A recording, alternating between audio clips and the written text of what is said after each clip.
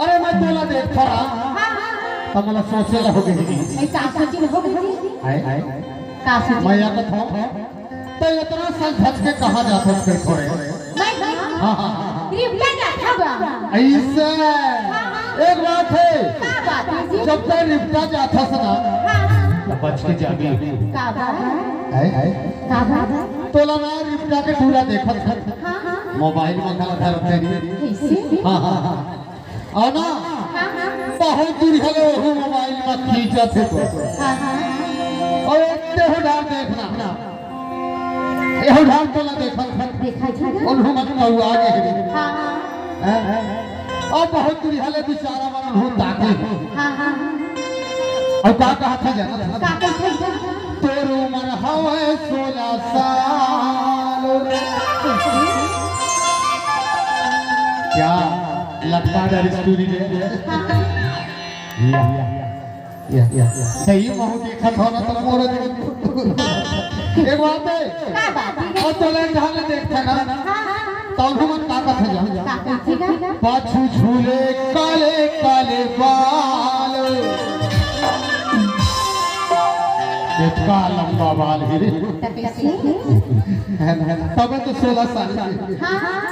तोर उम्र हवे 16 साल एक के पूरा मन देखा था हां हां और हमर का कहा था का कहते पाछू झूले काले काले बाल एती जहां देखा था हां हां समेती मन देखता था तो खो जी सके संग जाता कैसे तोर उम्र हवे 16 साल पाछू झूले काले काले बाल अरे सारी बात की जू भी जाना था अभी हमारा ऐलान सरकार का है जाएगा अरे वो 50-55 के है लेकिन बचपन नहीं भूलते सही है मोरा जी कैसे लगत है जान सकते कैसे तैहा जिंदगी के कर ले कमाल